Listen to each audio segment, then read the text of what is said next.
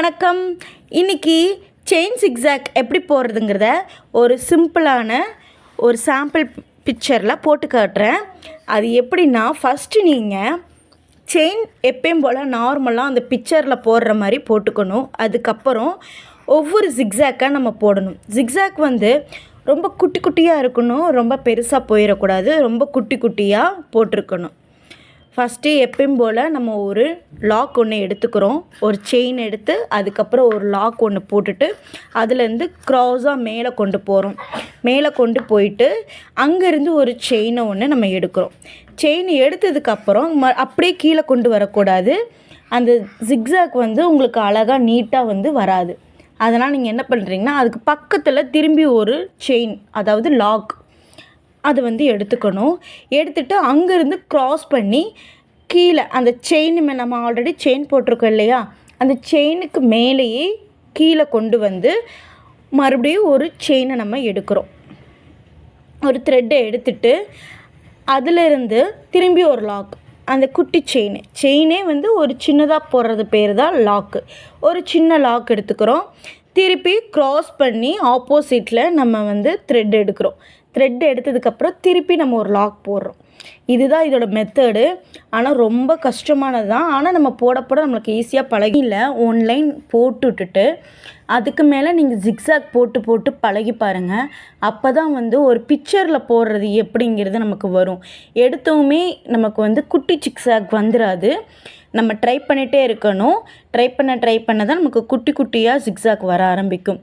இது நம்ம ப்ளவுஸில் போடும்போது ரொம்பவே அழகாக இருக்கும். அந்தந்த இடத்துல நம்ம ஒவ்வொரு பீட் கொடுத்தோம்னா அந்த பீட் நல்லா க்ராஸாக ஜிக்ஸாக்காக போயிட்டு வரும்போது ரொம்ப அழகாக இருக்கும். இந்த மெத்தடை நீங்களும் ட்ரை பண்ணி பாருங்கள்.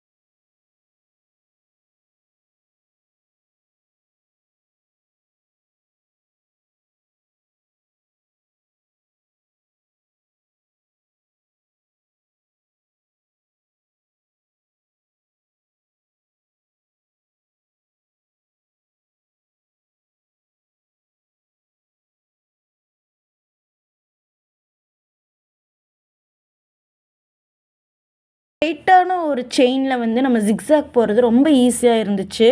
இந்த மாதிரி பெண்டு பண்ணுற இடத்துலலாம் ரொம்ப கஷ்டமாக இருந்துச்சு எனக்கு. பெண்டு சரியாகவே வரல. அந்த இடத்துல மட்டும் ஜிக்ஸாக் சரியாக வராத மாதிரியே இருந்தது. நான் அதனாலேயே கொஞ்சம் நிறுத்தி நிதானமாக ட்ரை பண்ணி நான் போட்டு பார்த்துக்கிட்டே இருந்தேன். உங்களுக்கு வந்து இந்த மாதிரி நீங்கள் வந்து ஃபஸ்ட் டைம் பழகுறீங்கன்னா ஒன்லைன் போட்டு பாருங்கள். இப்போ வந்து பாருங்கள், நான் ஃபுல்லாக முடிச்சிட்டேன். ஃபுல் பிக்சரையும் முடிச்சிட்டேன். எவ்வளோ அழகாக இருக்குது பாருங்கள்.